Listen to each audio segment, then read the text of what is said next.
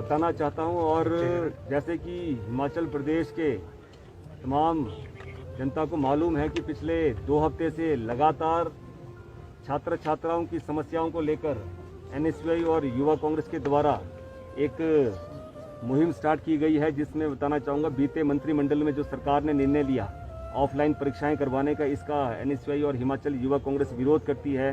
क्योंकि लगातार हमारे हिमाचल प्रदेश के हर एक छात्र से हमारी बात हो रही है। उन्होंने साफ बताया कि पिछले 1 साल से किस तरीके से ऑनलाइन कक्षाएं उनकी ली गई और कितनी समस्याएं ऑनलाइन कक्षाएं लेने में आई है। क्योंकि हिमाचल प्रदेश एक पहाड़ी क्षेत्र है और दुर्गम क्षेत्र है, वहाँ इंटरनेट की काफ़ी दिक्कत है, कनेक्टिविटी की दिक्कत आती है। और किस मुसीबतों से उन्होंने अपनी पढ़ाई की और एकदम से सरकार का ये निर्णय लेना। सरकार लगातार कहती आई है कि भाई हम प्रमोशन की तरफ सोच रहे हैं, प्रमोशन करेंगे, और सरकार का एकदम से निर्णय लेना और हिमाचल प्रदेश के छात्र छात्राओं को बिल्कुल भी समय ना देना, उससे हिमाचल प्रदेश का हर एक छात्र काफ़ी दुखी है, परेशान है। काफ़ी सारे छात्र डिप्रेशन की ओर भी जा रहे हैं। मैं सरकार से निवेदन करना चाहूँगा, हमने लगातार अलग अलग कार्यक्रम के माध्यम से, सबसे पहले हमने जिलाधीश महोदय के माध्यम से माननीय राज्यपाल महोदय को ज्ञापन भी दिया, उनको छात्रों की समस्याओं से अवगत भी करवाया। उसके बाद स्पीकअप फॉर स्टूडेंट्स मुहिम भी स्टार्ट की। उसमें हिमाचल प्रदेश के हर एक छात्र ने अपनी आवाज़ को वीडियो के माध्यम से सरकार के समक्ष रखा। उसके बाद भी सरकार ने छात्रों की समस्याओं को ना सुनते हुए, उनको अनसुना करते हुए उनकी मांगों को नहीं माना। फिर हिमाचल प्रदेश एनएसयूआई और युवा कांग्रेस के साथियों के द्वारा हैशटैग भी चलाया गया। और मैं बताना चाहूँगा कि मेजॉरिटी ऑफ स्टूडेंट्स 1,32,000 स्टूडेंट्स ने प्रमोशन को लेकर ट्वीट किया और हिमाचल और ऑल इंडिया लेवल पर 90 नंबर पर ट्रेंड भी किया, जिसको उसके बावजूद भी सरकार ने अनसुना किया। तो मजबूरन हमारे को छात्र छात्राओं की समस्याओं को लेकर हमारे को मजबूरन, मैंने कहा था कि सोमवार तक का सरकार को समय दिया था कि अगर सरकार ने सोमवार शाम तक अगर हिमाचल प्रदेश के छात्र छात्राओं की समस्याओं को नहीं सुना, उनकी जो मुख्य मांग है उसको नहीं माना, तो मजबूरन एनएसयूआई और युवा कांग्रेस के साथियों को आंदोलन के माध्यम से सड़कों पे उतरना पड़ेगा। तो 1 तारीख से जिस तरीके से सरकार ने डेट शीट निकाली फाइनल ईयर की, तो हमने 1 तारीख से पहले 48 घंटे के लिए क्रमिक भूख हड़ताल पूरे हिमाचल प्रदेश में शुरू किया है।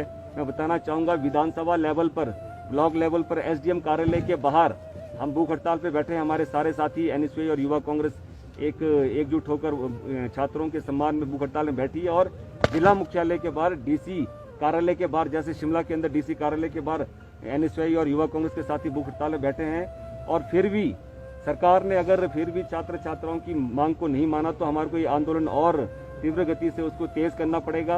और मैं हिमाचल प्रदेश के छात्र छात्राओं से अपील करना चाहता हूँ कि आप लोग बिल्कुल भी ना घबराएं, क्योंकि हमें पूरा विश्वास और भरोसा है कि हिमाचल प्रदेश सरकार, माननीय मुख्यमंत्री जयराम ठाकुर जी, जो छात्रों की जो जेन्युइन समस्याएं हैं उनको सुनेंगे और जो भी इन्होंने निर्णय लिया उसको जल्द से जल्द वापस लेंगे।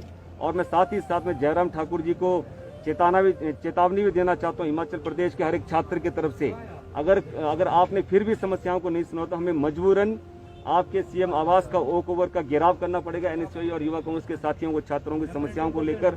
और मैं बताना चाहूँगा जो परेशानी आज हिमाचल प्रदेश के हर एक छात्र झेल रहा है, उनके माँ बाप झेल रहे हैं, कहीं ना कहीं एकदम से परीक्षाएं करवाने का जो निर्णय है उससे छात्र डिप्रेशन में चले गए हैं। उसके बावजूद भी अगर आपने जबरन परीक्षाएं करवाई, तो मैं बताना चाहूँगा कि डिप्रेशन के चलते अगर किसी छात्र ने सुसाइड किया तो उसकी स्वयं जिम्मेदार जयराम सरकार है।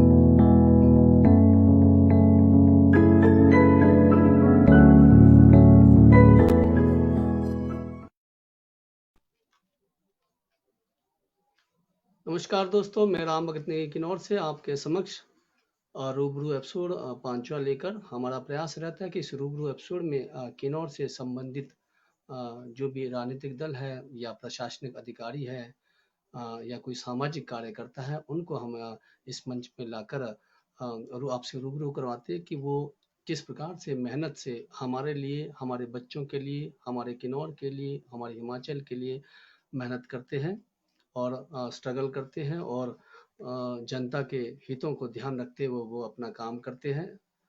कोशिश हमारी यही रहती है कि रूबरू एपिसोड में किन्नौर से जुड़े। अगर इन परिस्थितियों में किन्नौर से कोई नहीं जुड़ता है तो हम बाहर के किसी भी प्रशासनिक अधिकारी या फिर नेतागण या फिर कोई भी सामाजिक सेवा से जुड़ा हुआ जो हमारे हिमाचल के लिए, हमारे बच्चों के भविष्य के लिए प्रकृति, पर्यावरण, शिक्षा, स्वास्थ्य पर काम कर रहा है, उनका हम आपसे रूबरू करवाते हैं।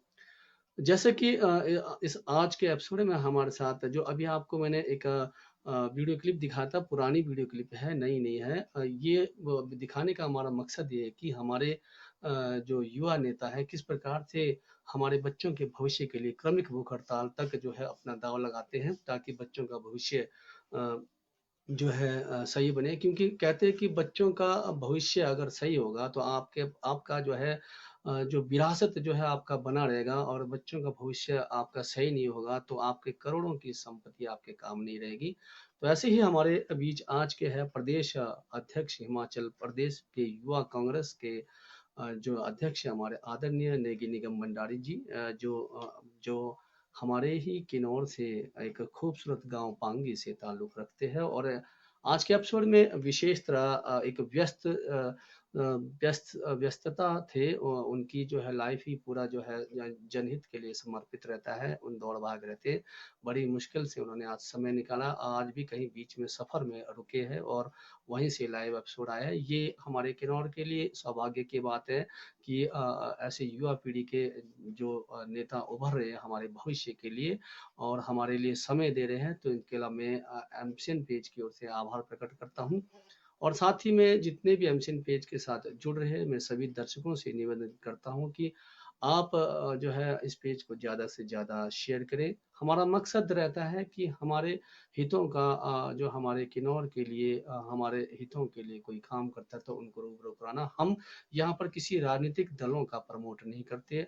हाँ, बिना राजनीति के देश भी नहीं चलता है, और देश में जितनी भी राजनीतिक दलें हैं अगर हमारे लिए काम कर रहे हैं उनसे रूबरू करवाना हमारा फर्ज बनता है। तो आइए पहले मैं आदरणीय अतिथि महोदय का, हमारे प्रियंका जो बिटिया होस्ट है, उनके द्वारा मैं परिचित करवाता हूँ। फिर हम अपने अतिथि को मंच में बुला से आपके रूबरू करेंगे और हम उनसे जानेंगे स्ट्रगल लाइफ और आगे का भविष्य, और किन्नौर के लिए, हिमाचल के लिए वो क्या चाहते हैं, क्या देना चाहते हैं। चलिए मैं प्रियंका नेगी जी को बुलाता हूँ। प्रियंका जी, आपका स्वागत है पुनः। नमस्कार सर, धन्यवाद। आप इस एपिसोड में हर बार की तरह आपने समय निकाला। आप एक स्टूडेंट हो फिर भी आप समय निकाल रहे हो हमारे बीच। आज हमारे किन्नौर के माने जाने जो है युवा राजनेता है, तो आपके पास उनकी कुछ संक्षिप्त जो है परिचय है, तो जरूर हमारे जो है दर्शकों से जो आप परिचित करवाएं, और उसके बाद हम आप अगर व्यस्त है तो आपसे अलविदा लेंगे। स्वागत है। जी सर। जी सर। नमस्कार, मैं प्रियंका नेगी हमारे महोदय जी का जीवन परिचय लेकर आप सबके समक्ष मौजूद हुई हूँ। निगम भंडारी जी का जन्म हिमाचल के दूर दराज के जीरा किन्नौर के कल्पा ब्लॉक के पांगे गांव में किसान परिवार में हुआ। उनके माता पिता दोनों पेशे से किसान हैं। बेहद सामान्य व गैर राजनीतिक परिवार से संबंध रखने वाले निगम भंडारी ने अपनी शुरुआती शिक्षा रिकांगपिओ के बाद उच्च शिक्षा मंडी और हिमाचल विश्वविद्यालय शिमला से लॉ की शिक्षा प्राप्त की है। कॉलेज के समय से ही सामाजिक कार्यों में रुचि लेते हुए राजनीतिक की शुरुआत कांग्रेस के छात्र संगठन एनएसयूआई में शामिल होकर की। 2005 में इन्होंने एनएसयूआई से शुरुआत की थी। 2009 में यह एचपीयू में परिसर अध्यक्ष रहे। 2009 से 2011 में यह एनएसयूआई के प्रदेश महासचिव भी रहे हैं। 2011 से 2014 में ये पुनः एनएसयूआई के राष्ट्रीय सचिव बने। 2014 से 2017 में एनएसयूआई के राष्ट्रीय महासचिव बने। 2018 में इन्होंने मध्य प्रदेश चुनाव में यह एआईसीसी के पर्यवेक्षक भी रहे। 2019 से 2020 तक यह यूथ कांग्रेस के राष्ट्रीय संयोजक रहे हैं। वर्तमान में यह यूथ कांग्रेस के जम्मू कश्मीर के प्रभारी राष्ट्रीय सचिव है। इसके अलावा बतौर एनएसयूआई और यूथ कांग्रेस के प्रभारी के तौर में इन्होंने राजस्थान, मुंबई, महाराष्ट्र, उड़ीसा, पंजाब, चंडीगढ़, गुजरात, दादर नगर हवेली, अंडमान निकोबार और दिल्ली में भी सेवाएं प्रदान की है। धन्यवाद। यह था हमारे महोदय जी का छोटा सा जीवन परिचय। बहुत खूब। मैं प्रियंका जी का बहुत बहुत आभार प्रकट करता हूँ।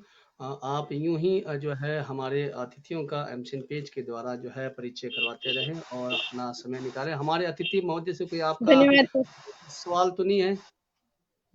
नहीं सर, मेरा कोई सवाल नहीं है। मेरा बस एक ही सवाल है कि जो ये कॉलेज है, कॉलेज में जो ये मतलब अभी कॉलेज बंद है, जो अभी एग्जाम्स करवा रहे हैं, ये जो ऑफलाइन एग्जाम्स करवा रहे हैं, ये किस हद तक सही है? चलिए, मैं अतिथि महोदय को मंच में बुलाता हूं और आपका पहला सवाल रखता हूं। उसके बाद मैं अतिथि महोदय से जो है आज का रूबरू करवाता हूं। सबसे पहले तो नमस्कार सर। आप नमस्कार राम भगत जी, आपका धन्यवाद करना चाहूंगा। प्रियंका जी, आपका भी धन्यवाद कि आप लोगों ने अपने एमसीएन पेज के माध्यम से मुझे आमंत्रित किया अपने विचार रखने का। जो आप लोगों ने पहली बार जो मुझे मौका मिला है, उसके लिए मैं आपके चैनल का, आपके पेज का दिल के गहराई से धन्यवाद करना चाहता हूँ। महोदय जी, हम तो जरिया है, जनता की आवाज है और जनता का पेज है, पूरा किन्नौर का पेज है। हम तो एक जरिया है बस जनता के समक्ष जो है काम करने के लिए। तो बिटिया के एक सवाल है, उसके बाद हम आपसे जो है जनता के सवाल जो अपने पास रखा है वो पूछेंगे। बिटिया जी, आपका स्वागत है। हमारे अतिथि महोदय से आप जो है सवाल कर सकते हैं। सर, पहला सवाल तो ये है कि जो अभी ईयरली सिस्टम वाले हैं, उनके जो एग्जाम्स हो रहे हैं इस कंडीशन में, वो किस हद तक सही है? और जो रीअपियर वाले बच्चे हैं, जो उन्होंने एचपीयू ने जो फीस रखी है रीअपियर की, वो भी बेहद ज्यादा है। तो इसमें आपका क्या कहना है? बिल्कुल प्रियंका जी, मैं बताना चाहूंगा, ये बहुत ही एक गंभीर मुद्दा है जिसको लेकर लगातार एनएसयूआई और युवा कांग्रेस के साथियों के द्वारा संघर्ष किया जा रहा है। मैं बताना चाहूंगा कि सबसे जो बड़ा मुद्दा था इस कोरोना महामारी के दौर में, पूरे साल छात्रों की जो कक्षाएं थी वो ऑनलाइन ली गई और यस सर। हिमाचल प्रदेश के हर एक छात्र का यही कहना था कि जब कक्षाएं ऑनलाइन ली गई तो भाई परीक्षाएं ऑफलाइन क्यों? इस कोरोना महामारी के दौर में जब वैक्सीनेशन प्रॉपर तरीके से हर एक छात्र को नहीं लग पाई है और ऐसे में आप ऑफलाइन परीक्षाएं करवाना मतलब कि जबरदस्ती परीक्षा केंद्र में छात्रों को धकेलना बिना सुरक्षा कवच के कितना कर सही है? इन्हीं सभी मुद्दों को लेकर युवा कांग्रेस और एनएसयूआई ने काफी लंबा एक आंदोलन भी किया और स्टेप बाय स्टेप पूरे शांतिपूर्वक तरीके से आंदोलन किया और इसमें फाइनली सरकार ने काफी सारी छात्रों की मांगों को माना भी है। उसका भी मैं हिमाचल प्रदेश सरकार का धन्यवाद करना चाहूंगा और साथ ही साथ मैं सरकार से निवेदन करना चाहूंगा कि जिस तरीके से आपने हिमाचल प्रदेश यूनिवर्सिटी के फर्स्ट ईयर और सेकंड ईयर के छात्रों को प्रमोट किया, हिमाचल प्रदेश टेक्निकल यूनिवर्सिटी के फर्स्ट, सेकंड और फाइनल ईयर के छात्रों की ऑनलाइन आपने परीक्षाएं करवाने का जो निर्णय लिया है और साथ ही साथ पॉलिटेक्निक के भी काफी बच्चों की ऑनलाइन आप परीक्षाएं ले रहे हो और साथ ही साथ जो आज के समय में जो रूसा का जो सबसे बड़ा जो लगातार जो छात्रों की जो मांग सोशल मीडिया के माध्यम से युवा कांग्रेस को और एनएसयूआई को आ रही है, वो है कि भाई जो रीअपियर के स्टूडेंट्स है इनके जल्द से जल्द इनका रिजल्ट डिक्लेयर किया जाए और इनके पोर्टल खोला जाए। तो मैं सरकार से निवेदन करूंगा कि भाई जिस तरीके से आप लोगों ने छात्रों की मांगों को सुनते हुए आपने प्रमोट फर्स्ट ईयर और सेकंड ईयर को प्रमोट किया, कई कक्षाओं की ऑनलाइन आप परीक्षाएं ले रहे हो, उसी तरीके से जो रूसा और रीअपियर के जो छात्रों की मांग है उसको जल्द से जल्द सरकार माने। जी सर, धन्यवाद। धन्यवाद। प्रियंका जी, आपका सवाल हो गया? जी सर। तो आप बिजी होंगे, आप लेफ्ट हो सकते हैं। आपने समय निकाला, बहुत बहुत आभार। जी सर, शुक्रिया सर। महोदय जी, पुनः आपका एमसीएन में स्वागत है आपका।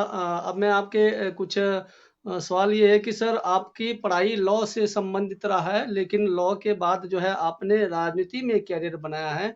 आप चाहते तो लॉ में बेहतर आगे तक आप जो है जाकर आप और वहाँ भी आप समाज सेवा कर सकते थे, लेकिन राजनीति का रुझान आखिर आपको ऐसा क्या हुआ कि राजनीति में आपको आना पड़ा? जरूर दर्शकों को ये बताएं महोदय। बिल्कुल राम भगत जी, आपने बिल्कुल सही कहा कि मैंने हिमाचल प्रदेश यूनिवर्सिटी से एलएलबी की है और उसके बाद मैं राजनीति में सक्रिय रहा हूं। तो मैं आपको साफ तौर पे बताना चाहूंगा कि भी सबसे पहले जब मैं मंडी कॉलेज में पढ़ता था तो हमने वहां पर एनएसयूआई के एक कार्यकर्ता के रूप में काम किया। उस वक्त कोई भी ऐसी राजनीतिक रुचि नहीं थी और मैं लगातार, मैं बताना चाहूंगा, सिर्फ एज ए वर्कर हमने एनएसयूआई का काम किया। उसके बाद मैं साथ ही साथ मैं स्पोर्ट्समैन भी था और स्पोर्ट्स के लिए मैं सुंदरनगर, मैं स्पेशल मंडी जिले के सुंदरनगर स्कूल में, मैंने वहां पर बॉयज स्कूल में एडमिशन ली थी और स्पोर्ट्स ही मेरा एकमात्र लक्ष्य था। पर जैसे जैसे हमने कॉलेज में एनएसयूआई के साथियों के साथ काम किया, उसके बाद हिमाचल प्रदेश यूनिवर्सिटी में मैंने लॉ में एडमिशन ली और धीरे धीरे एक जो एनएसयूआई की जो विचारधारा थी, जो एक एनएसयूआई हमेशा हिंदुस्तान का सबसे बड़ा छात्र संगठन रहा है और हमेशा छात्रों की समस्याओं को लेकर लड़ाई लड़ता रहा है, तो हमने एनएसयूआई वहां पर प्रॉपर तरीके से एनएसयूआई में सक्रिय रूप से हिमाचल प्रदेश यूनिवर्सिटी में काम किया। और मैं हिमाचल प्रदेश यूनिवर्सिटी में सबसे पहले एनएसयूआई के अंदर हमारे आंतरिक चुनाव होते हैं और मैं वहां पर सबसे पहले हिमाचल प्रदेश विश्वविद्यालय परिसर अध्यक्ष का मैंने चुनाव लड़ा और मैं वहां पर चुनाव जीता। उसके बाद साल भर लगातार हमने हिमाचल प्रदेश विश्वविद्यालय में छात्रों की समस्याओं को लेकर लगातार काम किया और मुझे, मेरे काम को देखते हुए मुझे एनएसयूआई के शीर्ष नेतृत्व ने राष्ट्रीय कार्यकारिणी में काम करने का मौका दिया और लगातार 4 साल मैंने राष्ट्रीय कार्यकारिणी में एज ए सचिव के पद पे काम किया और विभिन्न विभिन्न राज्यों में, जैसे महाराष्ट्र, मुंबई, उत्तराखंड, छत्तीसगढ़, राजस्थान, ऐसे इन राज्यों में मुझे एनएसयूआई के बैनर तले काम करने का मौका मिला। और मैं बताना चाहूंगा, जब मैं राष्ट्रीय सचिव था तो मैंने पंजाब यूनिवर्सिटी का भी मैं वहां पर इंचार्ज रहा और वहां पर छात्र संघ के जो चुनाव है बहुत बड़ा चुनाव होता है और ऐसे चुनाव में सक्रिय रूप से काम किया। वहां पर छात्रों की समस्याओं के लिए पूरे तकरीबन 1 साल हमने वहां पर संघर्ष किया और फाइनली मुझे खुशी होती है कि सबके एकजुट सहयोग से पंजाब यूनिवर्सिटी के अंदर एनएसयूआई छात्र संघ चुनावों में पहली बार वहां पर विजयी रही। और साथ ही साथ मैं बताना चाहूंगा कि आपको हिमाचल प्रदेश से जो हमारा अध्यक्ष बना था एनएसयूआई को, पहला अध्यक्ष हमारा हिमाचल प्रदेश से था और जो छात्र संघ पंजाब यूनिवर्सिटी का अध्यक्ष रहा। और उसके बाद मैं बताना चाहूंगा कि राष्ट्रीय सचिव के पद के बाद मैं बताना चाहूंगा, मुझे राष्ट्रीय शीर्ष नेतृत्व ने राष्ट्रीय महासचिव बनाया। राष्ट्रीय महासचिव बनाने के बाद हमने दिल्ली यूनिवर्सिटी का मुझे इंचार्ज बनाया गया। पूरे के पूरे दिल्ली प्रदेश का मैं एनएसयूआई का प्रभारी रहा और एनएसयूआई के प्रभारी रहते वहां पर भी हमने दिल्ली यूनिवर्सिटी में काफी सारे छात्रों की समस्याओं के लिए दिन रात हमने संघर्ष किया और जिसके देखते हुए मुझे बताते हुए बेहद खुशी होती है कि दिल्ली विश्वविद्यालय के अंदर एनएसयूआई ने काफी 3-4 साल बाद दिल्ली विश्वविद्यालय के अंदर छात्र संघ में एनएसयूआई की जीत हुई, जो पूरे के पूरे एक दिल्ली विश्वविद्यालय के छात्रों की जीत थी। बहुत खूब महोदय जी। जैसे कि मैं यहाँ हमारे दर्शकों से बताना चाहता हूँ कि मैं आज का रूबरू एपिसोड में मैं जो है किसी भी प्रतिक्रिया को जो है अतिथि महोदय के समक्ष नहीं रखता हूँ, क्योंकि हमारे पास बहुत सारा सवाल होते हैं और समय निकल जाता है। इसके लिए विशेष आप लोगों की प्रतिक्रिया के लिए हम विशेष प्रकार से अलग से एपिसोड रखेंगे, उसमें जरूर हम अतिथियों को बुलाएंगे। तो महोदय जी, जैसे कि 2005 में एनएसयूआई से आपने शुरुआत की है, तो काफी लोग, युवा पीढ़ी में एक जज्बा होता है एसएफआई की, काफी एसएफआई का काफी जो है हर कॉलेज में बोलबाला रहता है और बहुत ज्यादा चिल्लाते रहते हैं। तो ऐसे में आपका रुझान एनएसयू की ओर ही रहा है, तो एसएफआई की ओर आपका कभी प्रेशर नहीं पड़ा कि यार ये जनता के हित में बहुत ज्यादा काम करती है और हर टाइम पर मुद्दा उठाते रहती है? तो आप तो इस पर थोड़ी सी प्रतिक्रिया करें सर। बिल्कुल, मैं बताना चाहूंगा कांग्रेस पार्टी की विचारधारा मुझे बचपन से ही काफी ज्यादा पसंद थी और मैं काफी प्रभावित भी हुआ कांग्रेस पार्टी की विचारधारा से, जिसको देखते हुए भारतीय राष्ट्रीय छात्र संगठन एनएसयूआई का एक छात्र संगठन है, फ्रंटल संगठन है, जिसको देखते हुए हम एनएसयूआई के साथ मैं कॉलेज टाइम से जुड़ा था और यही मेरा एकमात्र कारण था कि जिस तरीके से एनएसयूआई एक जो भारतीय राष्ट्रीय छात्र संगठन है, लगातार एक हिंदुस्तान का सबसे बड़ा छात्र संगठन है और लगातार छात्रों की समस्याओं को लेकर दिन रात संघर्ष करता है और हर छात्रों की हर दुख सुख में जिस तरीके से छात्रों की समस्याओं को लेकर भारतीय राष्ट्रीय छात्र संगठन के कार्यकर्ता, भारतीय राष्ट्रीय छात्र संगठन के नेता जिस तरीके से छात्रों की मदद करते थे, और मैंने उसी को देखते हुए मैंने डिसाइड किया कि भाई कांग्रेस पार्टी की जो विचारधारा है और जो कांग्रेस पार्टी का जो छात्र संगठन है वो एनएसयूआई है, और कांग्रेस की पार्टी की विचारधारा मुझे बचपन से पसंद थी और बिल्कुल उसी विचारधारा को अपनाते हुए मैंने कांग्रेस पार्टी का जो एक छात्र संगठन था उसमें ज्वाइन करने की मैंने सोची। महोदय जी, थोड़ी सी मैं आपके संघर्ष की डिटेल बता रहा हूँ। 2009 में एचपीयू में परिसर के आप अध्यक्ष बने। 2011 से 2014 में आप राष्ट्रीय सचिव एनएसयूआई के बने। 2014 से 2017 राष्ट्रीय महासचिव आप एनएसयूआई के बने। 2018 से आप मध्य प्रदेश चुनाव के एआईसीसी के पर्यवेक्षक बने और वर्तमान में राष्ट्रीय सचिव कांग्रेस प्रभारी जम्मू के आप संभाल रहे हो।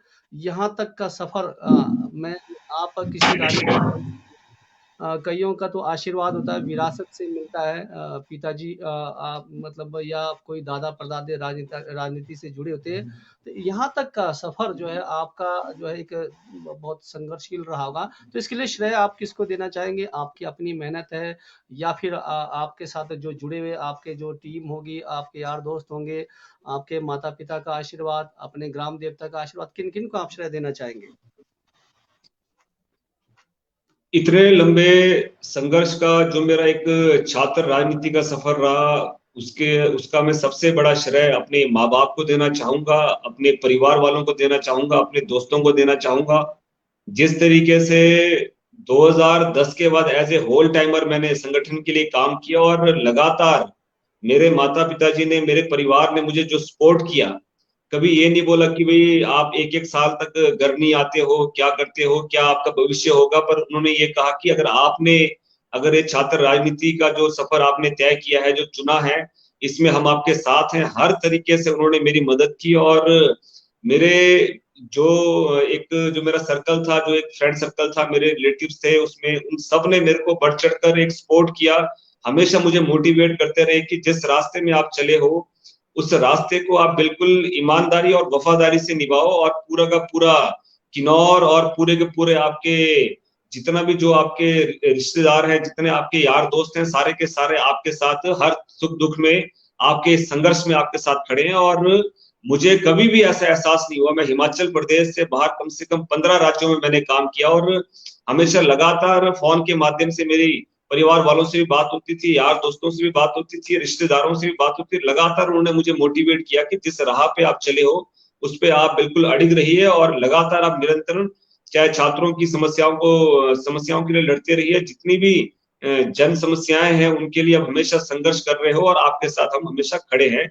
यही एक मुझे एक मोटिवेशन मिलती थी इन सभी से की, और जिसका एक कारण है कि आज भी मैं लगातार पिछले 10-12 सालों से एज ए होल टाइमर काम कर रहा हूं और काफी लंबे अरसे के बाद मुझे मेरे प्रदेश हिमाचल प्रदेश में आने का मौका मिला और यहाँ पर हिमाचल प्रदेश का युवा कांग्रेस का अध्यक्ष बनकर हिमाचल प्रदेश वासियों के लिए सेवा करने का मुझे जो मौका मिला।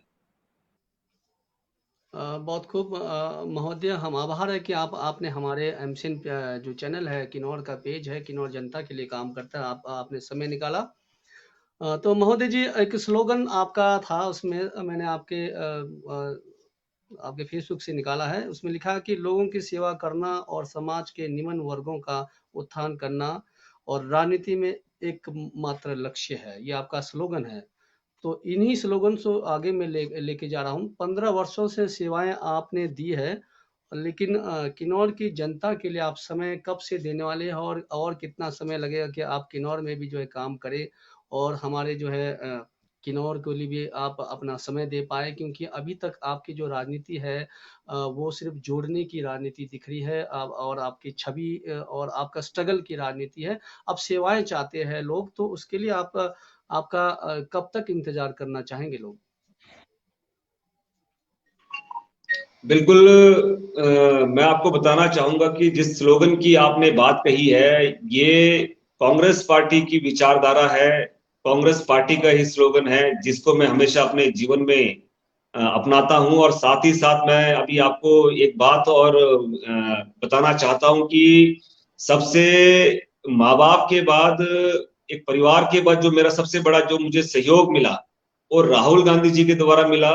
क्योंकि राहुल गांधी जी ने जो आंतरिक चुनाव संगठन के अंदर करवाए, जिसके खातिर मैं आज एक गैर राजनीतिक परिवार से होने के बावजूद मुझे इतना लंबा जो मेरा संघर्ष है, एक कॉलेज के एक वर्कर से लेकर, एक कैंपस के अध्यक्ष से लेकर, एक राष्ट्रीय स्तर पे जो मुझे काम करने का मौका मिला, इसमें बिल्कुल एक मात्र राहुल जी का ही सपोर्ट रहा है। और राहुल जी की विचारधारा, राहुल जी की सोच के कारण मेरे जैसे एक लाखों छात्र आज हिंदुस्तान की राजनीति में काम कर रहे हैं। मोदी जी, एक प्रतिक्रिया आई है, इसके लिए जानना भी चाहेंगे लोग। योगराज नेगी जी है, ये कहते कि निगम जी को नमस्कार। आज विद्यार्थी परिषद न केवल भारत के बल्कि विश्व के सबसे बड़ा छात्र संगठन है। यह संगठन छात्रों से प्रारंभ हो, छात्रों की समस्या का निवारण हेतु एक एकत्रित होकर छात्र शक्ति का परिचायक है। यह मैं नहीं, गूगल कह रहा है, आप सभी सर्च कर सकते हैं। इसलिए NSUI देश का सबसे बड़ा छात्र संगठन है। ये तथ्य बिल्कुल निराधार है, योगराज जी कह रहे हैं। चलिए, इस पर आप अपनी टिप्पणी रखना चाहे तो रख सकते हैं। पक्ष विपक्ष तो होता रहता है। बिल्कुल। मैं योगराज जी को ये कहना चाहूंगा कि भाई, आप कह रहे हैं कि भाई अखिल भारतीय विद्यार्थी परिषद हिंदुस्तान का सबसे बड़ा छात्र संगठन है, NSUI नहीं है। तो मैं आपको सिर्फ इतना कहना चाहूंगा कि भाई, छात्र संगठन, अगर आप अपने छात्र संगठन को बड़ा बोलते हो, हमारे छात्र संगठन को छोटा बोलते हो, हम सिर्फ इतना कहना चाहेंगे कि भाई, अगर भारतीय राष्ट्रीय छात्र संगठन हमारा एक छात्र संगठन है, हम आपको सिर्फ इतना कहना चाहेंगे कि भी कोई भी छात्र संगठन है, सिर्फ छात्रों की समस्याओं को लेकर काम करे और छात्रों की समस्याओं के लिए किस तरीके से उसका निपटारा हो, उस तरीके से काम करे। जिस तरीके से अभी आपने देखा, किस तरीके से जो छात्रों की एक बहुत बड़ी समस्या थी हिमाचल प्रदेश के अंदर, जो लगातार एक साल छात्रों की ऑनलाइन कक्षाएं हुई और उसके बावजूद सरकार ने जो एक ऑफलाइन परीक्षाएं करवाने का निर्णय लिया, ऐसे में आप देख सकते हैं कि अपने छात्र संगठन को बड़ा बोलने से कुछ नहीं होता। छात्रों की समस्याओं के लिए सबसे पहले कौन खड़ा हुआ? वो NSUI थी, वो युवा कांग्रेस थी, जिन्होंने सबसे पहले जो आवाज उठाई। आपके समक्ष पूरा हिमाचल प्रदेश का हर एक छात्र जानता है कि किस छात्र संगठन ने सबसे पहले आवाज उठाई। तो मेरे को ये लगता है कि भाई, कोई भी किसी छात्र संगठन को बड़ा छोटा बोलने से फर्क नहीं पड़ता, पर सवाल ये है कि भी छात्रों की समस्याओं को लेकर कौन सा छात्र संगठन आज खड़ा है। जी महोदय जी, योगराज सर, आप जुड़े रहे एमसीएन पेज के साथ, आपका बहुत बहुत आभार। और यहाँ पर आपका एक छात्र हित के बारे में ही है। आपका योगदान देखा मैंने, आपका अनशन पर थे, भूख हड़ताल पर थे, आपने एक नारा दिया है। और मैं एक चीज बताना चाहता हूँ दर्शकों को, वैक्सीन के दौरान हो या छात्र संघ की लड़ाई, आपने जयराम सरकार को बहुत आपने लताड़ा है। तो इस विषय पर आपने एक छोटी सी टिप्पणी दी थी, भारतीय जनता पार्टी को वोट नहीं देगा, खुलकर विरोध करेगा। इस विषय पर आप थोड़ा सा बताएंगे? ये देखिए, ये जो आप जो नारा बोल रहे हैं, जो ये लाइनें इसमें सोशल मीडिया में लिखी हैं, ये मात्र मेरे शब्द नहीं है, ये हिमाचल प्रदेश के हर एक छात्र के शब्द थे, जो लगातार सोशल मीडिया के माध्यम से कह रहा था कि आज हिमाचल प्रदेश का जो छात्र है, हिमाचल प्रदेश का जो युवा है, जो आज भारतीय जनता पार्टी की जो सरकार जो आज सत्तासीन हुई है, जो सत्ता में बैठी है, वो छात्रों और युवाओं के कारण बैठी है। क्योंकि छात्रों और युवाओं ने बढ़ चढ़कर आज भारतीय जनता पार्टी को वोट किया, जिस कारण पूर्ण बहुमत के साथ भारतीय जनता पार्टी की सरकार बनी। और जो सबसे बड़ा वादा भारतीय जनता पार्टी की सरकार ने किया था, अगर हमारी सरकार बनती है तो हम युवाओं और छात्रों को विश्वास दिलाना चाहते हैं कि प्रत्येक घर से एक युवा को रोजगार मिलेगा। तो उसके बावजूद जब इतना बड़ा जो एक निर्णय, छात्र विरोधी जो निर्णय हिमाचल प्रदेश की सरकार ने लिया और हिमाचल प्रदेश के छात्रों ने ये जवाब दिया है कि भाई अगर इस तरीके से अगर जबरन तानाशाही रवैया अपनाते हुए सरकार अगर ऑनलाइन कक्षाएं एक तरफ करवाती और एकदम से जो निर्णय लेती कि ऑफलाइन परीक्षाएं करवाएगी, तो ये छात्रों का एक निर्णय था, छात्रों के शब्द थे कि भाई इस बार भाई बीजेपी को, भारतीय जनता पार्टी को वोट नहीं करेंगे। मैंने सिर्फ उनकी बात रखी है। चलिए, यहाँ हाइड्रो प्रोजेक्ट के बारे में आ रहा है तो मेरे पास सवाल ऑलरेडी है। मैं अतिथि महोदय से, महोदय जी अब हम कुछ अलग मुद्दे में जाएंगे जिसमें जनता के किन्नौर के मुद्दे होंगे। अब इसमें पहला मुद्दा प्रोजेक्टों को लेकर हम चलेंगे। हालांकि आज ही जो है, जैसे कि मैं बता रहा हूँ सर, क्या खासकर ये बता कि किन्नौर की भौगोलिक परिस्थितियां इतनी डेंजर है। आप जितना भी आप इसको 2 वे बनाएंगे, 3 वे बनाएंगे, जो बरसात या फिर हमारा जो बर्फ है फिर वो उसी स्टेज में लाता है। कई बार आपने देखा होगा बाढ़ से, ग्लेशियर से हम जो है 10-10 साल फिर पीछे हो जाते हैं। ऐसे में जो है किन्नौर में क्या अब नए प्रोजेक्टों को अनुमति देना जरूरी है? आज ही जगराम जो वैली है ऊपर अपर किन्नौर का, उन्होंने SJVNL के खिलाफ जो है आंदोलन छेड़ा है कि बगैर जो है वो क्या मतलब ग्राम सभा के अनुमति से उन्होंने जो है वहां पर जो है वो आज मीटिंग रखी थी, तो इस पर विरोध जताया। तो मेरा सवाल ये सर, भौगोलिक परिस्थितियों को देखकर सबसे पहले तो क्या प्रोजेक्टों से आम जनता को फायदा मिला है? आपका थोड़ा अनुभव रहा तो क्या हमारे लोगों को यहाँ पर किसी प्रकार का रोजगार से फायदा मिला है? बहुत सारी चीजों का हम अगर आकलन करेंगे तो प्रोजेक्टों से, मैं अपना अनुभव बताता हूँ, कोई आज तक किसी को फायदा नहीं मिला है, खासकर किसी बड़े लोगों को या बड़े ठेकेदारों के सोचकर। लेकिन ऐसे में आम जनता के हितों को सोचते हुए, ऐसे पर्यावरण और इन चीजों को देखते हुए, क्या अब भविष्य में दोबारा प्रोजेक्टों को जो लाना चाहिए, खासकर किन्नौर के, जहां पर भौगोलिक परिस्थितियां बिल्कुल ही टूटा फूटा हो? बताएं सर। बिल्कुल राम भगत जी, देखिए आज हिमाचल प्रदेश में अगर किसी जिले में सबसे ज्यादा हाइड्रो प्रोजेक्ट्स हैं हो तो वो है किन्नौर में। आप देखिए, एक तरफ हाइड्रो प्रोजेक्ट्स के फायदे भी हैं और हाइड्रो प्रोजेक्ट्स के कारण ही जो प्रदेश का जो विकास है बड़ी तेजी से हो रहा है और उसमें प्रदेश के डेवलपमेंट में हाइड्रो प्रोजेक्ट्स का बहुत बड़ा एक योगदान रहा है। और मेरा ये मानना है कि जो एक विद्युत परियोजना, एक बिजली उत्पादन का जो सबसे विद्युत परियोजना को सबसे साफ सुथरा एक साधन माना जाता है और ऐसे में काफी एक अहम योगदान विद्युत परियोजना का किन्नौर के अंदर रहा है और प्रदेश के विकास में भी रहा है। और एक तरफ आप देखोगे आज जब सारे औद्योगिक क्षेत्र बिजली पर निर्भर हैं, ऐसे में विद्युत परियोजनाओं का बनना लाजमी है। कोयला, आप देखिए, एक तरफ कोयले या रेडियो एक्टिव मटेरियल से उत्पन्न हुई बिजली से विद्युत जल से बनी बिजली लाख गुना बेहतर है। और ऐसे में अभी देखिए आप, अभी जंगी ठोपन का जो एक हाइड्रो प्रोजेक्ट्स का जो विरोध हो रहा है, और इसमें हमने युवा कांग्रेस के माध्यम से भी मैं बताना चाहूंगा कि मुख्यमंत्री महोदय को भी हमने पत्र लिखा कि इसको जल्द से जल्द बंद किया जाए, क्योंकि वहां पर स्थानीय लोगों ने, किन्नौर के स्थानीय लोगों ने काफी सारी समस्याओं का किन्नौर के अंदर सामना किया है और काफी सारे हाइड्रो प्रोजेक्ट्स के जो प्रभाव है वो भी हमारे किन्नौर वासियों ने देखा है, जिसके चलते किन्नौर वासियों का साफ तौर पे कहना है कि भाई जितने भी हाइड्रो प्रोजेक्ट्स आज तक खुलने थे वो खुल गए, पर अब एक भी हाइड्रो प्रोजेक्ट किन्नौर के अंदर नहीं खुलेगा। तो और मेरे को बिल्कुल ठीक लगता है कि जितना हाइड्रो प्रोजेक्ट खुलना था, क्योंकि प्रॉपर जो एक मापदंड है वो सरकार के द्वारा या हाइड्रो प्रोजेक्ट्स कंपनियों के द्वारा नहीं अपनाए जाते, जिसके कारण कहीं ना कहीं दुष्प्रभाव को मिला। भी हाल ही में देखा आपने कि भाई हिमाचल के अंदर जो बेमौसम बर्फबारी हुई, जो किन्नौर के अंदर मंथ ऑफ अप्रैल में जो बेमौसम बर्फबारी हुई, इससे किन्नौर वासियों को कितने उनके सेब की फसल का नुकसान हुआ है, जो कि एकमात्र हमारा एक कैश क्रॉप है। और मुझे लगता है कहीं ना कहीं हाइड्रो प्रोजेक्ट्स, जो साफ तौर पे कहना चाहूंगा कि हाइड्रो प्रोजेक्ट्स में जो कंपनीज आती हैं, प्राइवेट कंपनीज, किस तरीके से एक मनचाहा एक ब्लास्टिंग करती है, जिससे एक रूल्स रेगुलेशन को तोड़ते हुए जो कंपनीज के द्वारा कार्य किया जाता है उससे कहीं ना कहीं नुकसान होता है। और मैं साफ तौर पे कहना चाहूंगा, पर समस्या देखो बिजली उत्पन्न करने में नहीं है, समस्या है बिजली उत्पन्न करने में जो लापरवाही और जो सस्ते अल्टरनेटिव्स यूज किए जाते हैं उसमें है।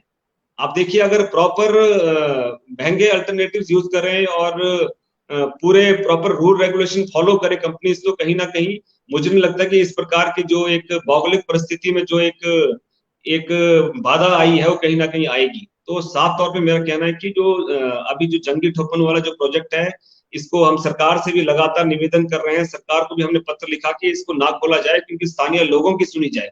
आज तक कहीं ना कहीं जब स्टार्टिंग में हाइड्रो प्रोजेक्ट्स आए थे सबको लगा था कहीं ना कहीं इसका फायदा हुआ है, और मुझे लगता है कि फायदा हुआ भी है, पर मनचाहा जो एक रूल रेगुलेशन को तोड़ते हुए उनके नियमों को दरकिनार करते हुए हाइड्रो प्रोजेक्ट्स बने, उसका कहीं ना कहीं नुकसान हुआ है। और बात आपकी रही विद्युत आपकी परियोजना आपकी वाली आपकी कंपनी, मोदी जी, आपकी एक प्रतिक्रिया आई यहाँ पर कि कहीं न कहीं फ़ायदा हुआ मतलब प्रोजेक्ट के आने से। और मैं ये बताना चाहता हूँ महोदय जी, करछमंगतु का प्रोजेक्ट हमारे एरिया में चला हुआ है। 18 किलोमीटर की टनल है और उसके अंदर में 5 फुटबॉल जितने जो है अंदर जो है वो क्या बोलते हैं ग्राउंड बने हैं, जिससे जो है फ्लशिंग टनल वगैरह आदि बहुत कुछ है। लेकिन हमारे करछमंगतु के प्रोजेक्ट में जो हमारा इफेक्टेड एरिया को किसी प्रकार का फ़ायदा नहीं मिला है, और ये इसका मैं जीता जागता सबूत हूँ महोदय जी। तो कहने का मतलब सरकारें कहती है, राजनीतिक दल सभी कहते हैं कि प्रोजेक्ट बनते हैं तो फायदा रहता है, फायदा देश हित का काम है। हम देश हित में अड़चन नहीं है सर, देश हित के हम बिल्कुल खिलाफ भी नहीं है, हम देश के लिए बिल्कुल स्वागत करते हैं और देश के लिए। लेकिन जब कंपनियां आती है अपनी मनमर्जी करती है, और आपको मैं बताता हूँ, आपको जेएसडब्ल्यू के बारे में ही बहुत सारे उदाहरण दूंगा। जेएसडब्ल्यू ने इलीगल तरीके से जो है जमीनें हथिया ली और बगीचे तैयार कर दिए। जेएसडब्ल्यू के अपने डेयरी फार्म के उद्योग है, जेएसडब्ल्यू के अपने बाग बगीचे है। जेएसडब्ल्यू बाहर के जो है गाड़ियों को लगाता नहीं है, अभी पहले तो जेपी है ना था, कहने मतलब बाहर के कॉन्ट्रैक्टरों को किसी प्रकार का ऐसे फायदा नहीं देता, मतलब उन्हीं लोगों को मिलता है फायदा जिनकी एक साठगांठ रहती है। चलिए सर, आप कुछ कहना चाह रहे हैं? बिल्कुल बिल्कुल राम भगत जी, मैं इस पे जवाब देना चाहूंगा। मैंने कहा कहीं ना कहीं फायदा मिला, भरपूर भरपूर फायदा किन्नौर वासियों को नहीं मिला, जितने हाइड्रो प्रोजेक्ट्स खुले हैं इसका भरपूर फायदा नहीं मिला। मैं इसलिए कहना जी चाहूंगा क्योंकि विद्युत परियोजना वाले कंपनीज परियोजना के प्रोटोकॉल फॉलो नहीं करते, जिससे कहीं ना कहीं पर्यावरण को भी क्षति पहुंचती है और एक स्थानीय लोगों को भी जो भरपूर फायदा मिलना चाहिए था वो नहीं मिलता है। मैंने इसलिए कहा कि भाई कुछ फायदा मिला पर भरपूर फायदा किन्नौर वासियों को इसका नहीं मिला, बल्कि मेजॉरिटी में इसका नुकसान ही हुआ है हमारा। जी जी महोदय जी, 15 साल की राजनीति में आपका छात्र संगठन में बहुत आपने स्ट्रगल किया, और बहुत सारे मुद्दों को लेकर आप जो है जो एनएसयूआई के साथ बाहर मतलब हमारे आप बड़े बड़े पदों में आप जो पूरे हमारे इंडिया में घूमे फिरे। लेकिन 3 चीजें आपको याद दिलाना चाहता हूँ: करछमंगतु, पटेल कंपनी, थोपन पारी। तो क्या इस बीच में कभी इनके लिए कभी आवाज उठाने के लिए आप कभी किन्नौर में हाजिर हुए सर? ये बिल्कुल, जनता का देखिए सवाल है। मैंने आपको बिल्कुल जनता का सवाल है, मैं जवाब भी दूंगा इसमें। जी, हमने सोशल मीडिया के माध्यम से और प्रिंट मीडिया के माध्यम से कहीं ना कहीं जो इन सब जो आप करछम वांगतू कह रहे हैं या आप नापा जाखड़ी कह रहे हैं, इसमें जो गलत तरीके से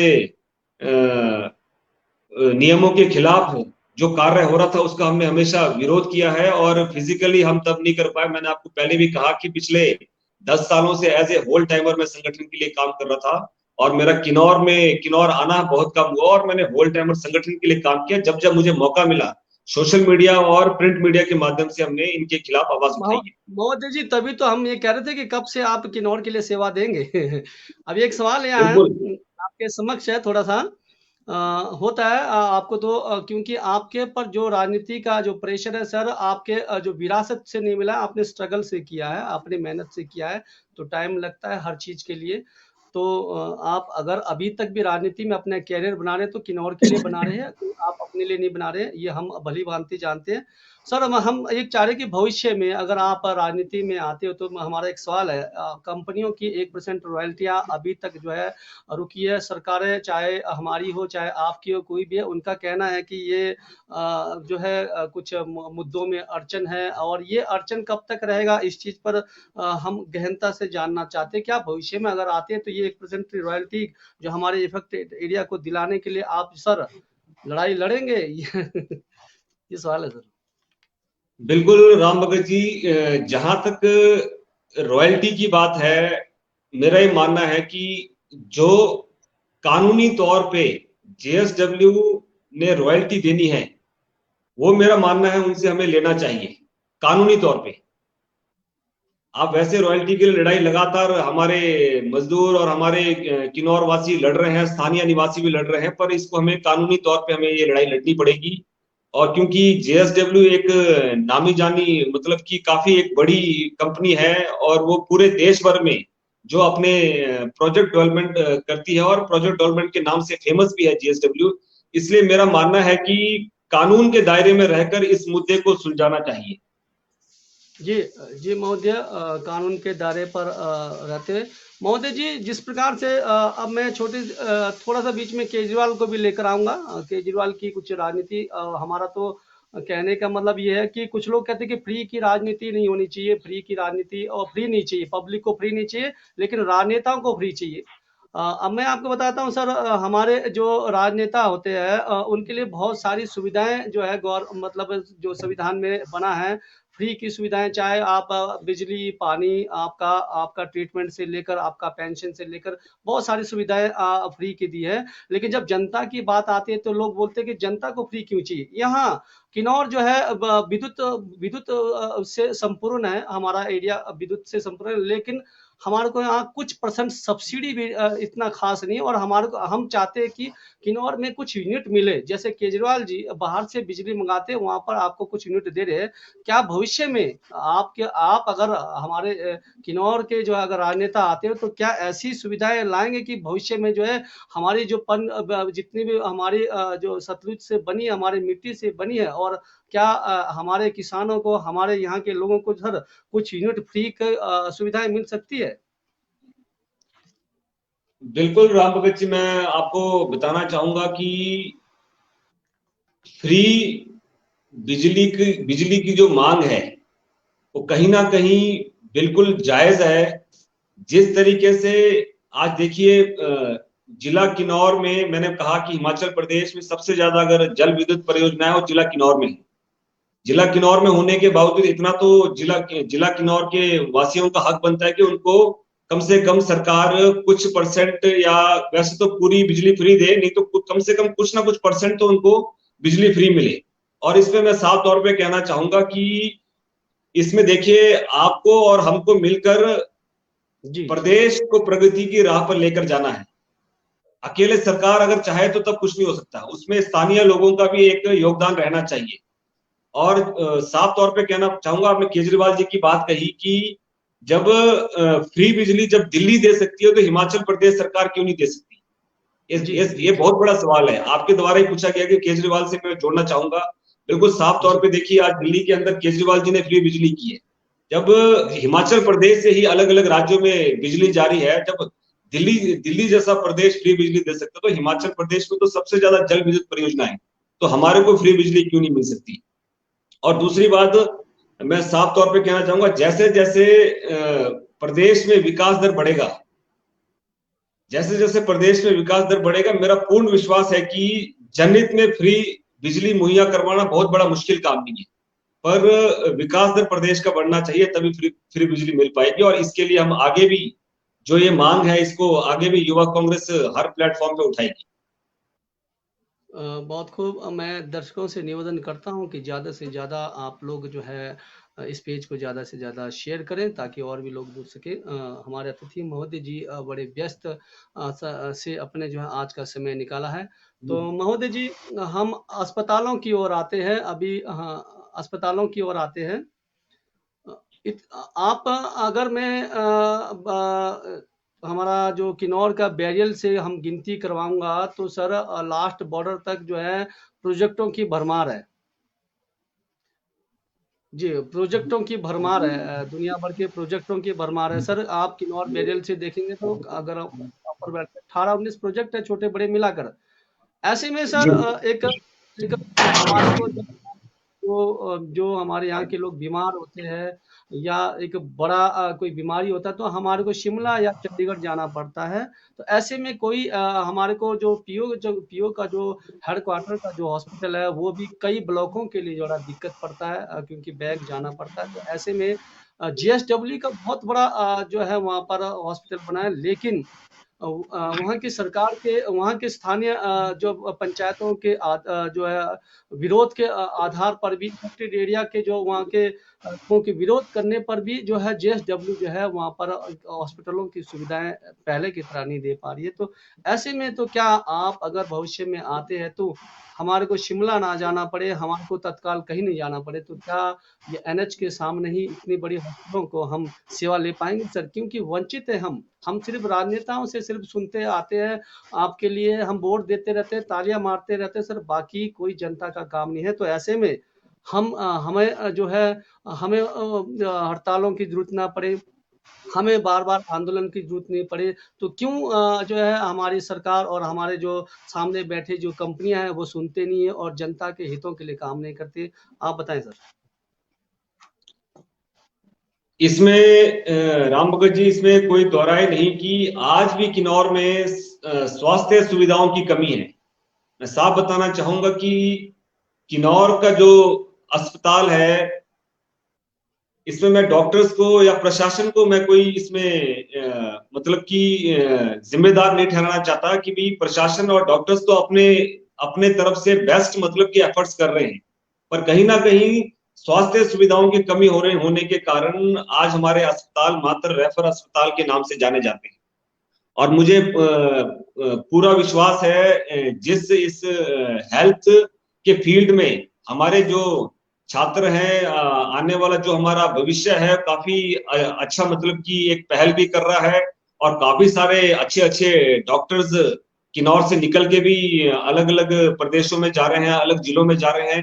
काफी सारे डॉक्टर्स अपने जिलों में स्वयं सेवाएं देना चाहते हैं और मुझे पूरा विश्वास है कि जो हमारा आने वाला जो एक मेडिकल साइड से जो हमारा भविष्य है, जो डॉक्टर्स हैं हमारे, जो नर्सेज हैं, वो काफी अच्छी सेवाएं दे रहे हैं किन्नौर में आके भी। और मुझे पूरा विश्वास है कि हम सब मिलकर एकजुट होकर सब मिलकर एक काफी जो एक हेल्थ जो सर्विसेज है इसको हम किन्नौर के अंदर सुधार करेंगे।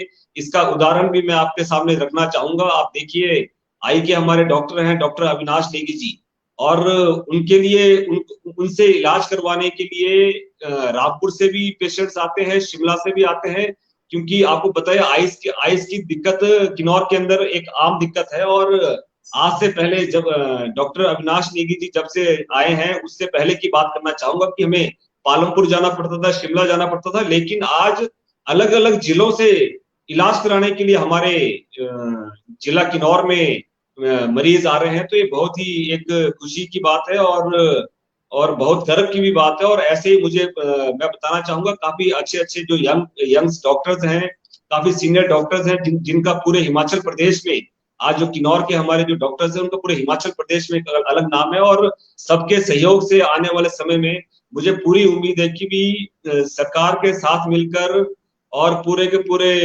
युवाओं के साथ मिलकर और जो यंग्स डॉक्टर्स हैं इन सब का एक जो सहयोग रहेगा, जो आने वाले समय में आईजीएमसी और जो टांडा जैसे बड़े हॉस्पिटल हैं, ऐसी सुविधाएं मुझे पूरा विश्वास है कि किन्नौर में भी जल्दी ऐसी सुविधाएं मिलेंगी। और जहां तक बात है हाइड्रो प्रोजेक्ट्स की, देखिए हाइड्रो प्रोजेक्ट्स की जो सबसे पहले जब एनओसी इनको दी जाती है तो उसमें यही होता है कि रोजगार दिया जाएगा, स्वास्थ्य सुविधाएं दुरुस्त की जाएंगी, आपको हॉस्पिटल्स खोले जाएंगे, पर काफी सारे जो इनके वादे होते हैं, जो प्रोटोकॉल्स होते हैं, इनके नियम होते हैं, इनकी बिल्कुल अवहेलना की जाती है, नियमों का पालन नहीं किया जाता। जितने भी प्रॉमिसेस हाइड्रो प्रोजेक्ट्स की कंपनीज करती हैं वो सारे के सारे धराशायी होकर रह जाते हैं। इसमें कहीं ना कहीं मुझे जो लगता है सरकार की इसमें सबसे बड़ी कमी है।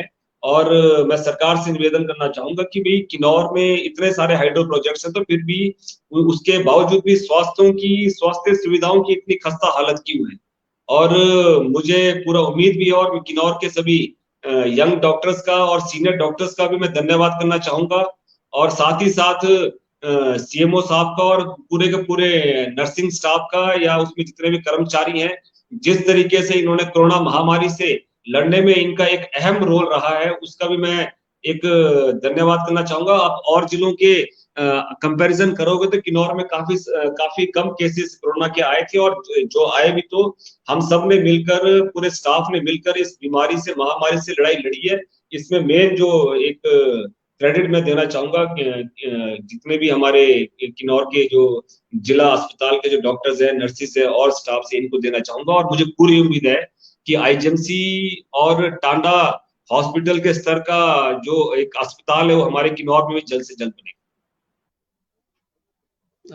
धन्यवाद महोदय जी, आपकी प्रतिक्रिया। महोदय जी, अंतिम 2-3 सवाल है, उसके बाद हम आपसे जो है आपको रेस्ट देंगे, क्योंकि आप थके भी, आपको आगे कहीं जाना भी है। महोदय जी, नौतोड़ के विषय पर आना चाहता हूं, क्योंकि नौतोड़ का विषय जो है अभी हाल ही में दोनों अतिथियों से मैंने पूछा और आपसे भी पूछना चाहूंगा। जिस प्रकार से किन्नौर में सरफेसी एक्ट के द्वारा हमारी जो जमीन जो है बाहरी लोगों को जा रहा है, अभी आपने कुछ दिन सुना होगा कि हम जो बैंक के अधिकारियों ने जो हमारी जो किन्नौर की भूमि को जो है नीलाम कर दिया सरफेसी एक्ट के द्वारा, जबकि किन्नौर में अनुच्छेद 5 और 6 का जो एक्ट के अनुसार हम अपनी जमीन को बाहर नहीं बेच सकते, क्योंकि वाजिब उल अर्ज के भी हमारे जो है नियम बनते हैं। ऐसे में सरकार ने बड़ी चतुराई से कंपनियों को जो देने के लिए एक सरफेसी एक्ट बनाया, जैसे चाहे एजेविनल हो गया, चाहे जो हो गया, लेकिन हम लोग नौतोड़ से वंचित रह रहे हैं और बाकियों के लिए सर एक्ट बने हैं। तो आप इस पर थोड़ा सा प्रतिक्रिया करेंगे सर? बिल्कुल, देखिए, नौतोड़ किन्नौर वासियों का, किन्नौर के अंदर सबसे ज्वलंत मुद्दा रहा है, और काफी सारे संगठन हैं जिन्होंने बड़े लंबे अरसे से नौतोड़ के लिए संघर्ष भी कर रहे हैं। और मैं बताना चाहूंगा कि कांग्रेस ने भी लगातार काफी संघर्ष किया। हमारे कांग्रेस के विधायक आदरणीय जगत सिंह नेगी जी भी लगातार नौतोड़ के लिए लड़ाई लड़ते आए हैं और अभी भी लगातार नौतोड़ की लड़ाई लड़ रहे हैं। और अभी तो मैं हाल ही में बताना चाहूंगा, अभी तो मामला सुप्रीम कोर्ट में है, लेकिन मेरा मत है कि किन्नौर में जिन लोगों के पास जमीन नहीं है या जिन लोगों के पास भूमि की कमी है, उन्हें सबसे पहले उसका फायदा मिलना चाहिए, ना कि निजी कंपनियां उसको जिस तरीके से सरकार बैकडोर तरीके से एंट्रीज दे रही है, अभी आपने ही कहा। और मेरा यही मानना है कि सबसे पहले जो एक जरूरतमंद है, जिसके पास भूमि की कमी है, उसको नौतोड़ मिलना चाहिए। और मुझे नहीं लगता कि किन्नौर में कोई भी नौतोड़ के खिलाफ है। सिर्फ अगर हम लोग हैं तो जिस गलत तरीके से जो नौतोड़ दिए जा रहे हैं उसके खिलाफ हैं। और बस मेरा इतना ही कहना है कि सही प्रक्रिया से नौतोड़ का आवंटन हो और कानून के दायरे में रहकर। बहुत खूब महोदय जी, अंतिम 1-2 सवाल है महोदय जी। जिस प्रकार से हमारे राजा आदरणीय हमारे जो वीरभद्र जी जो इस बार 5वीं मतलब 8वीं बार भी हमारे जो मुख्यमंत्री बन सकते थे, लेकिन किन्हीं कारणवश जो है वो भगवान को प्यारे हो गए। ऐसे में कांग्रेस को कितनी जो है खली कमेगी, उनके इतना मतलब कितना याद किया जाएगा? क्या उनकी कमी हमेशा बनी रहेगी? आप क्योंकि उनके नजदीक भी रहे हो। बिल्कुल, स्वर्गीय राजा वीरभद्र जी का एक बहुत बड़ा एक राजनीतिक सफर रहा है, और उनका इस समय जाना हिमाचल प्रदेश के लिए नहीं, देश के लिए बहुत बड़ा नुकसान है।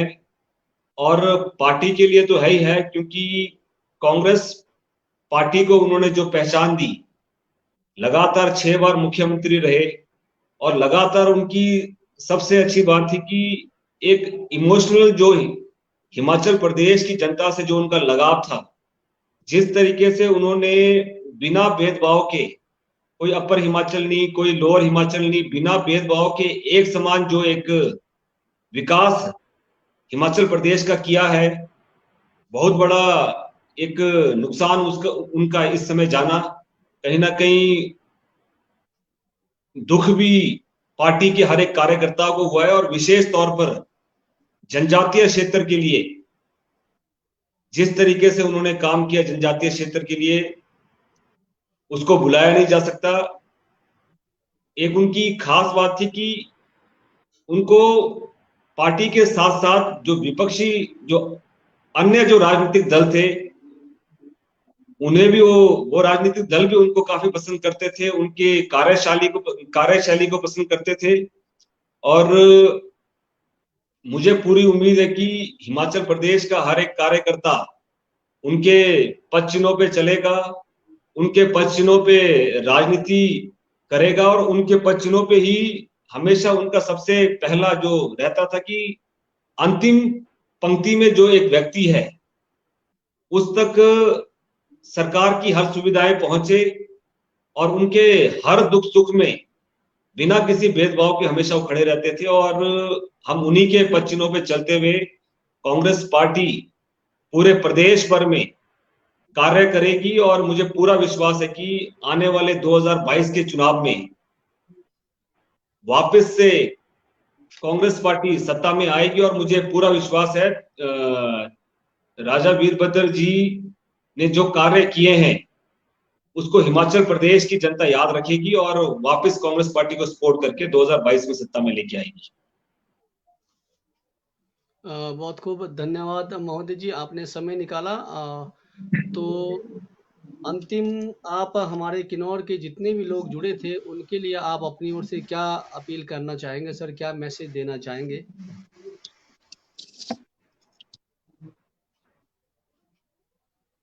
सबसे पहले तो मैं किन्नौर की समस्त जनता का धन्यवाद करना चाहूंगा कि लगातार जब से मैंने छात्र राजनीति में कदम रखा तब से लेकर आज तक लगातार उनका प्यार और एक सहयोग जो मुझे मिलता आया है, वही मेरी सबसे बड़ी ताकत है। लगातार फोन के माध्यम से, पत्र के माध्यम से लगातार मेरे से संपर्क साध के रखते हैं, और मुझे जो एक पॉजिटिव एनर्जी जो अपने किन्नौर वासियों से मिलती है, मैं उम्मीद करता हूं कि आगे भी आप लोगों का सहयोग इस तरीके से मिलता रहे।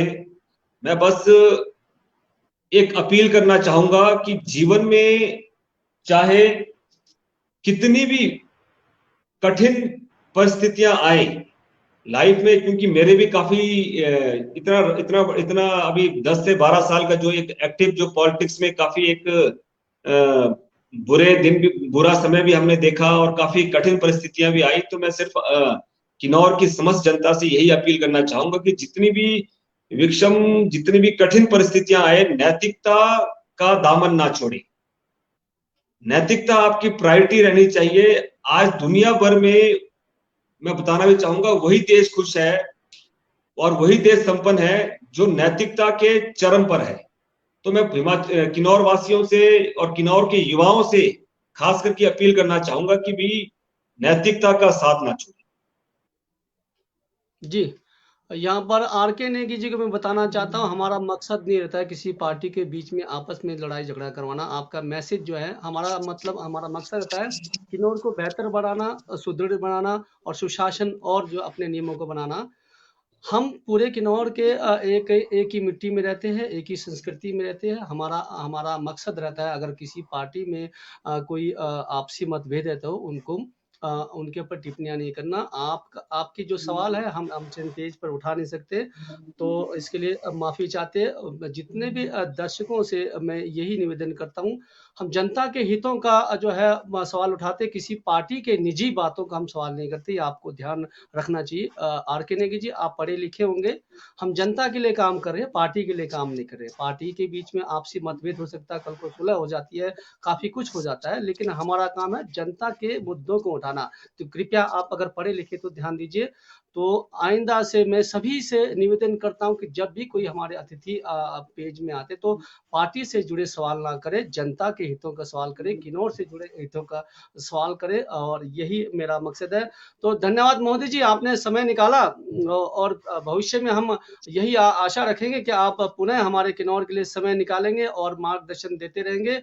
और कभी अगर ऊपर वाले ने चाहा तो आप भविष्य के नेता बनेंगे तो हम फिर जनता के कठोर शब्दों को आपके सामने लेकर आएंगे सर।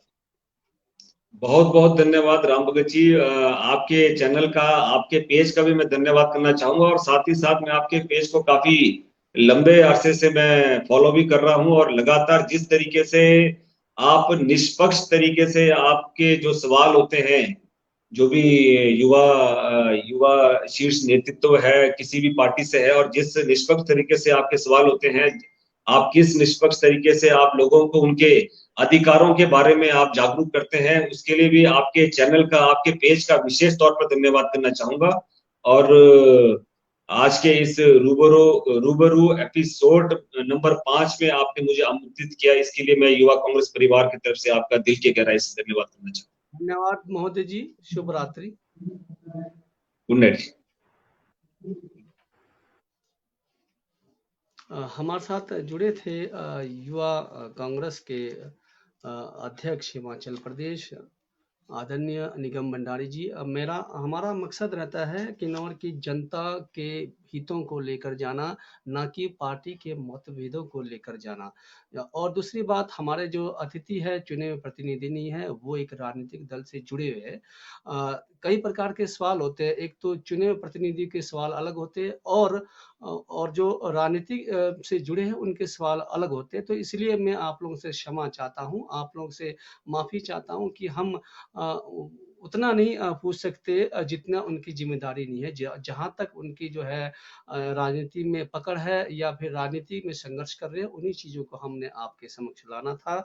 और भविष्य में मैं ये कहना चाहता हूँ, भविष्य में हमारे किन्नौर के अगर निगम भंडारी जी नेता बनते तो आपके कठोर सवालों का जो है हम जरूर पूछेंगे, क्योंकि आज वो अतिथि थे और चुने हुए प्रतिनिधि नहीं है, और ना ही जो है वो सिर्फ खाली पार्टी से संबंध रखते हैं। और कांग्रेस के जो युवा कांग्रेस के अध्यक्ष है, तो अध्यक्ष की जो जिम्मेदारियां और जो पार्टी के अंदर में थी, और किन्नौर के प्रति उनका भाव, किन्नौर के प्रति उनका प्रेम, इन्हीं को समझना था।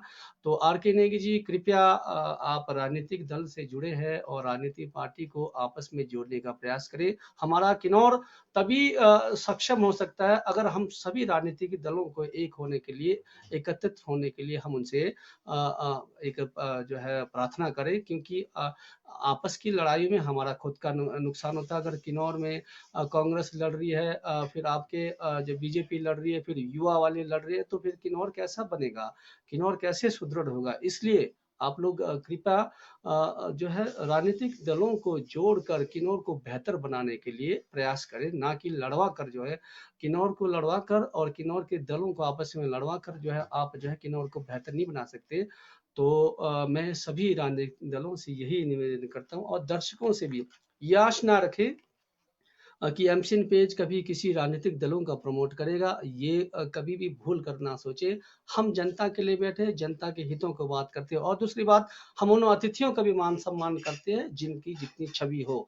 हमें हर चीज को देखकर चलना होता है, और हमें सबसे ज्यादा उनकी छवि से पहले हमारे किन्नौर के लोगों की छवि को देखना है, किन्नौर के जो है जो हितों को सोचना। किन्नौर में बहुत सारी परेशानियां हैं, राजनीतिक दलों में कोई परेशानी नहीं है। किन्नौर में बेरोजगारी की समस्या है, किन्नौर में जो है किन्नौर में जो है ये जो कंपनियों के साथ बहुत सारी समस्या है।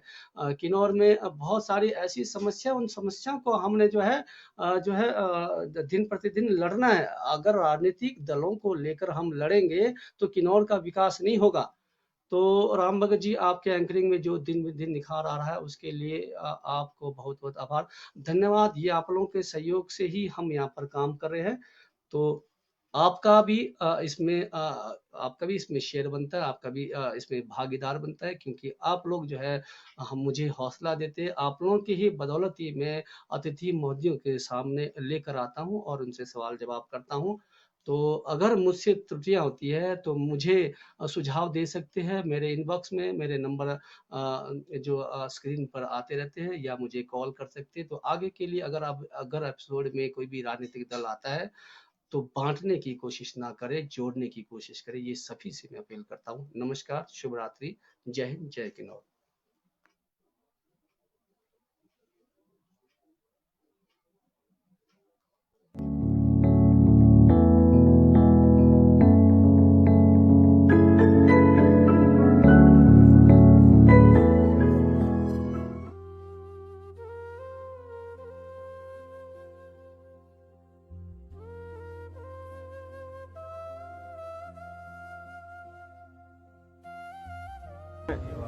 बताना चाहता हूं, और जैसे कि हिमाचल प्रदेश के तमाम जनता को मालूम है कि पिछले 2 हफ्ते से लगातार छात्र छात्राओं की समस्याओं को लेकर एनएसयूआई और युवा कांग्रेस के द्वारा एक मुहिम स्टार्ट की गई है, जिसमें बताना चाहूँगा बीते मंत्रिमंडल में जो सरकार ने निर्णय लिया ऑफलाइन परीक्षाएं करवाने का, इसका एनएसयूआई और हिमाचल युवा कांग्रेस विरोध करती है, क्योंकि लगातार हमारे हिमाचल प्रदेश के हर एक छात्र से हमारी बात हो रही है। उन्होंने साफ बताया कि पिछले 1 साल से किस तरीके से ऑनलाइन कक्षाएं उनकी ली गई और कितनी समस्याएं ऑनलाइन कक्षाएं लेने में आई है, क्योंकि हिमाचल प्रदेश एक पहाड़ी क्षेत्र है और दुर्गम क्षेत्र है, वहाँ इंटरनेट की काफ़ी दिक्कत है, कनेक्टिविटी की दिक्कत आती है, और किस मुसीबतों से उन्होंने अपनी पढ़ाई की। और एकदम से सरकार का ये निर्णय लेना, सरकार लगातार कहती आई है कि भाई हम प्रमोशन की तरफ सोच रहे हैं, प्रमोशन करेंगे, और सरकार का एकदम से निर्णय लेना और हिमाचल प्रदेश के छात्र छात्राओं को बिल्कुल भी समय ना देना, उससे हिमाचल प्रदेश का हर एक छात्र काफ़ी दुखी है, परेशान है। काफ़ी सारे छात्र डिप्रेशन की ओर भी जा रहे हैं। मैं सरकार से निवेदन करना चाहूँगा, हमने लगातार अलग अलग कार्यक्रम के माध्यम से, सबसे पहले हमने जिलाधीश महोदय के माध्यम से माननीय राज्यपाल महोदय को ज्ञापन भी दिया, उनको छात्रों की समस्याओं से अवगत भी करवाया। उसके बाद स्पीकअप फॉर स्टूडेंट्स मुहिम भी स्टार्ट की। उसमें हिमाचल प्रदेश के हर एक छात्र ने अपनी आवाज़ को वीडियो के माध्यम से सरकार के समक्ष रखा। उसके बाद भी सरकार ने छात्रों की समस्याओं को ना सुनते हुए, उनको अनसुना करते हुए उनकी मांगों को नहीं माना। फिर हिमाचल प्रदेश एनएसयूआई और युवा कांग्रेस के साथियों के द्वारा हैशटैग भी चलाया गया, और मैं बताना चाहूँगा कि मेजॉरिटी ऑफ स्टूडेंट्स 1,32,000 स्टूडेंट्स ने प्रमोशन को लेकर ट्वीट किया और हिमाचल और ऑल इंडिया लेवल पर 90 नंबर पर ट्रेंड भी किया, जिसको उसके बावजूद भी सरकार ने अनसुना किया। तो मजबूरन हमारे को छात्र छात्राओं की समस्याओं को लेकर हमारे को मजबूरन, मैंने कहा था कि सोमवार तक का सरकार को समय दिया था कि अगर सरकार ने सोमवार शाम तक अगर हिमाचल प्रदेश के छात्र छात्राओं की समस्याओं को नहीं सुना, उनकी जो मुख्य मांग है उसको नहीं माना, तो मजबूरन एनएसयूआई और युवा कांग्रेस के साथियों को आंदोलन के माध्यम से सड़कों पे उतरना पड़ेगा। तो 1 तारीख से जिस तरीके से सरकार ने डेट शीट निकाली फाइनल ईयर की, तो हमने 1 तारीख से पहले 48 घंटे के लिए क्रमिक भूख हड़ताल पूरे हिमाचल प्रदेश में शुरू किया है। मैं बताना चाहूँगा विधानसभा लेवल पर, ब्लॉक लेवल पर एसडीएम कार्यालय के बाहर हम भूख हड़ताल पे बैठे हैं। हमारे सारे साथी एनएसयूआई और युवा कांग्रेस एकजुट होकर छात्रों के सम्मान में भूख हड़ताल में बैठी है, और जिला मुख्यालय के बाहर, डीसी कार्यालय के बाहर, जैसे शिमला के अंदर डीसी कार्यालय के बाहर एनएसयूआई और युवा कांग्रेस के साथी भूख हड़ताल में बैठे हैं। और फिर भी सरकार ने अगर फिर भी छात्र छात्राओं की मांग को नहीं माना तो हमारे को ये आंदोलन और तीव्र गति से उसको तेज करना पड़ेगा। और मैं हिमाचल प्रदेश के छात्र छात्राओं से अपील करना चाहता हूँ कि आप लोग बिल्कुल भी ना घबराएं, क्योंकि हमें पूरा विश्वास और भरोसा है कि हिमाचल प्रदेश सरकार, माननीय मुख्यमंत्री जयराम ठाकुर जी, जो छात्रों की जो जेन्युइन समस्याएं हैं उनको सुनेंगे और जो भी इन्होंने निर्णय लिया उसको जल्द से जल्द वापस लेंगे। और मैं साथ ही साथ में जयराम ठाकुर जी को चेतावनी भी देना चाहता हूँ हिमाचल प्रदेश के हर एक छात्र की तरफ से, अगर आपने फिर भी समस्याओं को नहीं सुना तो हमें मजबूरन आपके सीएम आवास का ओक ओवर का घेराव करना पड़ेगा एनएसयूआई और युवा कांग्रेस के साथियों को छात्रों की समस्याओं को लेकर। और मैं बताना चाहूँगा जो परेशानी आज हिमाचल प्रदेश के हर एक छात्र झेल रहा है, उनके माँ बाप झेल रहे हैं, कहीं ना कहीं एकदम से परीक्षाएं करवाने का जो निर्णय है उससे छात्र डिप्रेशन में चले गए हैं। उसके बावजूद भी अगर आपने जबरन जबरन परीक्षाएं करवाई, तो मुझे पूरा मैं बताना चाहूँगा कि डिप्रेशन के चलते अगर किसी छात्र ने सुसाइड किया तो उसकी स्वयं जिम्मेदार जयराम सरकार होगी।